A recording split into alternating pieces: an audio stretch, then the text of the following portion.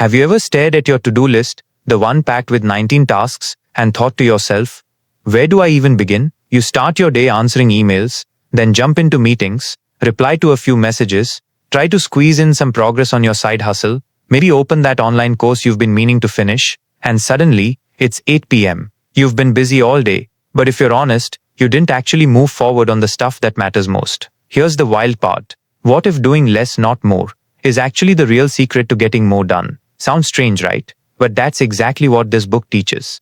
It's called The One Thing by Gary Keller, and it flips everything we've been taught about productivity on its head. Gary says the most successful people don't do everything. They figure out the one thing that matters most, and they give it their full focus. Because when you get clear on your one thing, everything else starts to fall into place. This book is like a bulldozer for your brain. It clears out the noise, the distractions, the overwhelm, and shows you how to zoom in on what really matters. And in this video, I'm going to break it all down for you. Not like a boring lecture, but through stories, examples, and real people like Maya, Arjun, and David, who actually use these ideas to transform their lives. By the end, you'll have a simple way to take control of your time, your focus, and your results. Let's dive in. So now that we understand the core of the one thing, that success isn't about doing everything, it's about doing the right thing.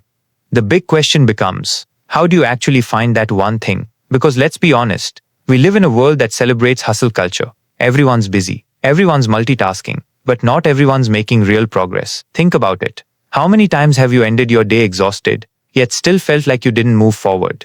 That's exactly where this book hits different. It's not about doing more, it's about doing less with intention. Imagine your to-do list was only one thing long, and that one thing had the power to make everything else easier, or even unnecessary. That's the level of clarity we're chasing here. Over the next few minutes, we're going to meet people just like you, Arjun, Maya, Priya, David, who applied these ideas and saw real change. Most people think success is about intensity, doing more, pushing harder, grinding longer hours. But what if it's actually about direction? Here's where Gary introduces something surprisingly simple, the domino effect. Imagine lining up a row of dominoes. Push the first one and the rest fall. But here's the twist. Each domino can knock over another 150% bigger. That means your smallest, smartest move today could lead to massive results tomorrow. Arjun, a software developer, used to chase every idea. He was constantly switching between projects, burning out, and still felt like he was falling behind. But after reading The One Thing, he picked a single focus, launching his own app. Just one idea, one clear priority. And within a few months, he saw more traction than the past 2 years combined. His energy didn't go to 5 things, it went to the right thing. Takeaway. Success doesn't come from doing everything. It comes from knocking over your first domino, the one that sets everything else in motion. Extraordinary results are directly determined by how narrow you can make your focus. But of course, once you know what matters most, the next challenge is making space for it. Because let's be real, even when we know our priority, distractions always sneak in. So how do you protect your one thing from everything else fighting for your attention? Let's talk about that next. Once Arjun identified his one domino, the app he truly cared about, things started moving. But here's something he quickly learned. Success doesn't happen all at once. It's not a grand explosion. It's a slow, steady chain reaction. That's because real success is sequential, not simultaneous. But that's hard to accept in a world that worships multitasking. We were busy like a badge. Do everything, all at once, never rest. But let me introduce you to Maya. Maya was juggling a full-time job, planning her wedding, growing her Instagram, and trying to write her first novel. Guess what happened? Nothing. Her book stayed stuck at page 5 for months. Then one morning, something clicked. She remembered a line from The One Thing. Multitasking is merely the opportunity to screw up more than one thing at a time. So she picked just one priority, writing, and gave it 1 hour every day. No notifications, no email, just her and the page. 2 months later, 40,000 words. Takeaway. When you try to chase 5 rabbits, you catch none. But if you chase one with focus and consistency, that's when magic happens. Did you know multitasking lowers your IQ more than smoking weed? Yup. Studies show it can drop your effective IQ by 10 points. So the next time you switch between 10 tabs in 5 minutes, just know your brain's in downgrade mode. So what do you do instead? Well, once you've chosen your one thing and committed to doing it one step at a time, the next challenge is making space for it. Because if your calendar is already packed, where does the one thing go? Let's explore that next. So now you're thinking, okay, I'll focus on one thing. But what should that one thing even be? That's where the next breakthrough comes in. See, the one thing isn't just about doing less. It's about doing what matters most. And how do you figure that out? You ask what Gary Keller calls the focusing question. What's the one thing I can do? Such that by doing it, everything else becomes easier or unnecessary. It sounds simple, but it's powerful. David, for example, was running a small tech startup. Smart guy, big vision, but every week felt like he was getting pulled in 20 directions. Sales, customer support, product bugs, hiring. Then one morning, he tried something different. He wrote that question on a sticky note and asked it every day before checking emails. One day, the answer was, delegate support emails. Another day, fix the broken checkout page. One question, repeated daily, became his secret weapon. Suddenly, his to-do list wasn't 20 items long. It was one thing that actually mattered. Takeaway: make this question your compass. Start your day, your week, even your year with it. It's not just productivity, it's clarity. Tattoo this somewhere mental. The quality of your answers is only as good as the quality of your questions. So now you know how to find your one thing. But how do you protect it? Because let's be honest, life loves to throw distractions your way. Let's talk about how to defend your focus next. So if asking the right question helps you identify your one thing, the next challenge is actually doing it. But here's the truth. Clarity without action is just daydreaming. You can know exactly what matters, but if you don't make time for it, the world will fill your day with its own priorities. Emails, meetings, random requests, notifications that feel urgent but aren't important. That's where the idea of time blocking comes in. Don't just hope you'll get to your one thing someday. Protect it like it's sacred. That's exactly what Priya did. She'd always wanted to shift careers. UX design fascinated her. She'd start tutorials, dabble in design tools, but somehow never had time. There was always something else: work, chores, exhaustion. Then she read The One Thing, and everything changed with one small shift. She blocked 90 minutes every morning before work, before emails, before Instagram. Just her, a coffee, and her one thing. 3 months later, she had a polished portfolio. 6 months later, she landed a new job, fully remote, higher pay, in a field she actually loved. Takeaway: don't wait for free time. Make time. If it's truly important, put it on your calendar, like a meeting with your future. Here's a wild fact. The most successful people aren't working 20 hours a day. They just defend their calendars, like bodyguards at the VIP entrance. If it's not the one thing, it doesn't get in. Now maybe you're thinking, okay, I'll block time, but life's messy. What if people interrupt? What if something urgent comes up? That's real. So you've time blocked your calendar like a productivity ninja. But let me ask you something. When do you schedule your most important work? Because here's the trap most of us fall into. We block time, but we put our one thing at the end of the day. You know how that goes. By 7 p.m., your brain is fried. By 9 p.m., you're half watching Netflix, half guilty scrolling, telling yourself, I'll start tomorrow. That's exactly what happened to Arjun. He was serious about learning to code, bought the course, watched the tutorials. But every night after dinner, he'd open his laptop and just stare. The will was there, but the power, gone. Then he read The One Thing and realized something game-changing. Willpower is like your phone battery. It starts strong in the morning, but drains with every email, meeting, and mental decision you make. So he flipped his schedule. Arjun started waking up just 45 minutes earlier and did his one thing first, before work, before the noise. The difference? Night and day. 2 months later, he was building his own app, all because he worked with his energy, not against it. Takeaway: don't rely on discipline, rely on design. Put your one thing where your energy is at its best, usually in the morning. You don't need more motivation. You need better timing.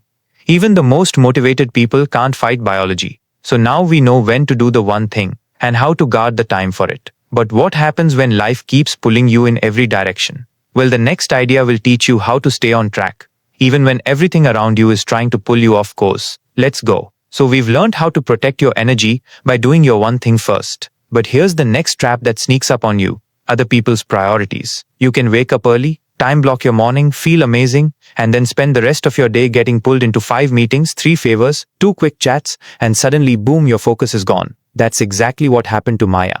After work, she was trying to build a freelance branding business, but she kept saying yes to every networking event, every coffee meetup, every friend of a friend opportunity. By the end of the week, exhausted, and no closer to her goal. Then she shifted. She started saying no, not rudely, just clearly. No to things that didn't align with her one thing. No to distractions, disguised as opportunities. And in those quiet evenings she reclaimed, she built her portfolio, set up her website, and launched her freelance brand. Takeaway: every yes is a no to something else, often your most important thing. Guard your time like it's gold. We think success is about saying yes. But real success? It's built on the thousands of no's you confidently give so you can fiercely protect the one yes that matters. And if you've ever struggled with guilt when saying no, you're not alone. But here's the thing. Being selective isn't selfish. It's strategic, and the next idea will help you lean even deeper into that strategy by changing how you set your goals in the first place. Let's talk about thinking big and acting small. So once you start saying no to the noise, something amazing happens. You finally have space to focus, to build, to do the thing you actually care about. But then another challenge creeps in, and it's sneaky. Overwhelm. You've cleared the decks, but now the dream feels too big, too far away. That's exactly where David was. He wanted to build a coaching business that helped people escape burnout. He had the skills, the passion, the vision, but the size of it, paralyzing. Should he build a website, record a course, start a podcast, hire a designer? It was too much until he asked the question, what's the one thing I can do today such that by doing it, everything else becomes easier or unnecessary? His answer? Just have one conversation. So he called a friend who was struggling at work, helped them through it. That friend became his first client.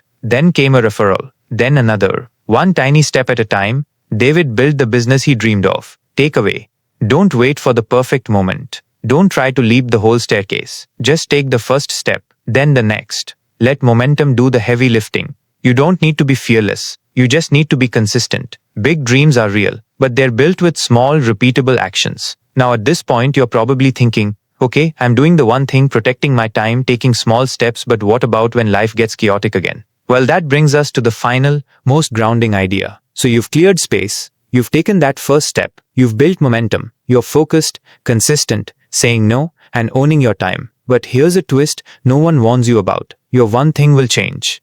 And that's not a failure, that's growth. Let me tell you about Priya. A year ago, her one thing was building her YouTube channel. She was obsessed, scripting, editing, uploading every week. She hit 100k subscribers and felt on top of the world. But then, something shifted. The channel was running well. What she really needed next wasn't more content. It was a team, people to help her scale, automate, expand. Her old one thing? Done. Her new one thing? Leadership. That transition felt weird at first, like she was betraying what made her successful. But in truth, she was evolving. Takeaway: your one thing today might not be your one thing next season. And that's okay. The goal isn't to cling to the same thing forever. It's to stay aligned with what matters now. What's the one thing I can do, such that by doing it, everything else becomes easier or unnecessary? Because that question isn't a one-time filter. It's a compass, one that keeps you growing, adjusting, and moving forward. Your life isn't a straight line. It's a series of seasons. And each one comes with a new priority, a new one thing. And now, let's bring it all together and imagine what this could actually look like in your life. So let's zoom out. We've talked about calendars, clarity, constraints, but at the heart of all of it, it's about freedom. The freedom to stop reacting and start creating. Think of David, overwhelmed and overcommitted, always chasing deadlines but never quite catching his breath. But once he got clarity on his one thing, he didn't just become more productive, he became lighter. He started working less, stressing less, and creating more meaningful results. Or Maya, the multitasking queen, juggling 17 projects, 5 apps, and 0 peace. Until she decided to go all in on one thing, her writing. That focus didn't just help her finish a book. It helped her change her career and her identity. Or maybe, think of you. What would it look like to stop trying to be everything to everyone? What would it feel like to wake up knowing the one thing that matters today and giving it your full energy, unapologetically? This book isn't about hustling harder. It's about doing what actually matters and cutting the rest. It's not a productivity hack. It's a way of living on purpose. And if you take nothing else from this video, take this. You don't need to do everything. You just need to do the right thing right now. So, what's your one thing? Now let's wrap it up. Alright, let's bring it home. Here's your cheat sheet to living the one thing life. Find your lead domino, the one small action that makes everything else easier. Multitasking? Forget it. Success is sequential, not simultaneous. Ask the focusing question every day. What's the one thing I can do? Time block your one thing like your life depends on it, because your future kind of does. Use your willpower wisely. Mornings equals prime time. Say no more. To protect your yes. Dream big, act small. Bold goals need tiny, consistent steps. And remember, your one thing will evolve. Stay flexible. Stay focused. At the end of the day, this isn't about becoming a productivity machine. It's about doing less, but doing it better. Because when you focus on what truly matters, life gets clearer, work gets easier, and everything else starts to fall into place. And now, just one thing left to do. Now let me ask you this. What's your one thing right now? The thing that, if you gave it your full focus, would make everything else easier or even unnecessary? Drop it in the comments. I actually read them, and I'd love to hear what you're working on. If this video gave you clarity, hit that like button. It really helps more people find this kind of content. And hey, don't stop here. If you're ready to build unstoppable momentum around your one thing, check out my summary of atomic habits. It's all about the small actions that lead to big results. Or if your biggest challenge is staying focused in a noisy world, go watch Deep Work by Cal Newport. It's the perfect follow-up to help you protect your time like a pro. You've got the clarity now. Now go create something that matters. I'll see you in the next one.